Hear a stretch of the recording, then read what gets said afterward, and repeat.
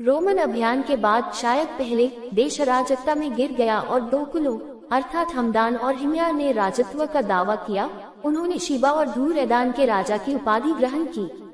26 धूरैदान यानी हिमायती ने सबायों के खिलाफ इथियोपिया में एक्सुम के साथ गठबंधन किया।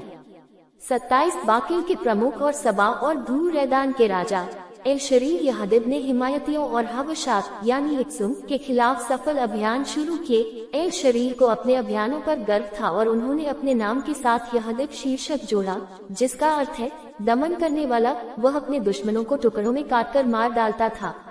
हिमायरियों ने सना को हमदान से लगभग 100 AD में अपने कब्जे में कर लिया।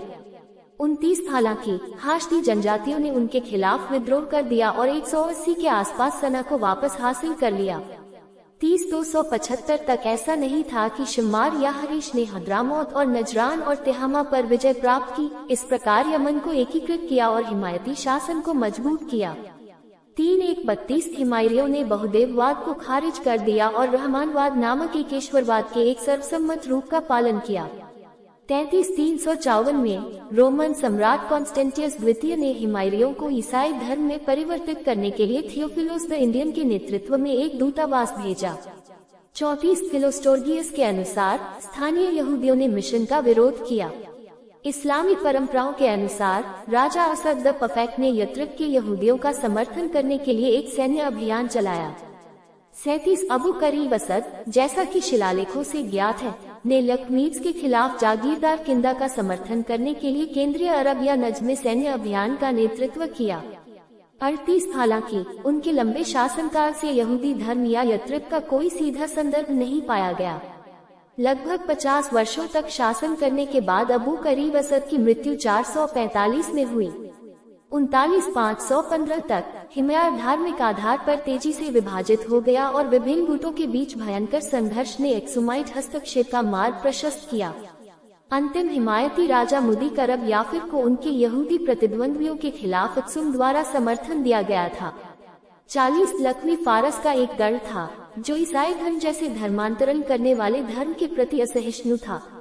521 के आसपास मार्क दिकारेबिया फूर की मृत्यु के बाद धूनुवास नामक एक हिमायती यहूदी सरदार सत्ता में आया। उसने अपने नियंत्रण में ईसाइयों के खिलाफ हिंसा का अभियान शुरू किया।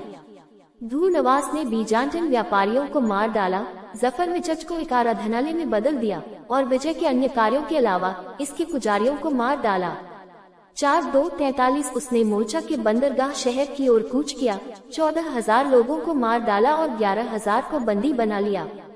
44 फिर उसने एक्सुम से आने वाली सहायता को रोकने के लिए बाब अल मंडेब में एक शिविर स्थापित किया। उसी समय यूसुफ ने एक अन्य यहूदी सरदार शराहिल याकुल की कमान में एक सेना को नजरान भेजा।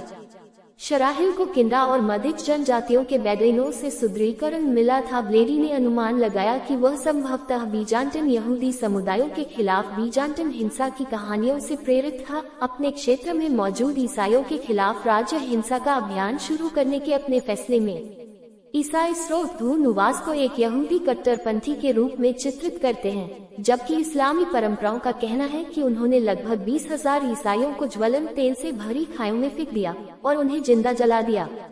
42 धूनुवास को जिम्मेदार ठहराए गए हिमायती शिलालेखों में 27,000 लोगों की हत्या करने, जफर और नजरान में 20,500 ईसाइयों को गुलाम बनाने और शाही नीति के तहत उनके 570,000 बोझ ढोने वाले जानवरों को मारने में बहुत गर्व दिखाया गया है। 47 ये बताया गया है कि बीजांटियम सम्राट जस्टिन I ने एक्सुमाइट राजा कालेब को एक पत्र भेजा जिसमें उन पर घृणित हिब्रू पर हमला करने का दबाव डाला गया। 44 बीजांटिन, अक्सुमाइट और अरब ईसाइयों के एक सैन्य गठबंधन ने 525-527 ईस्वी के आसपास धूनुवास को सफलतापूर्वक हराया।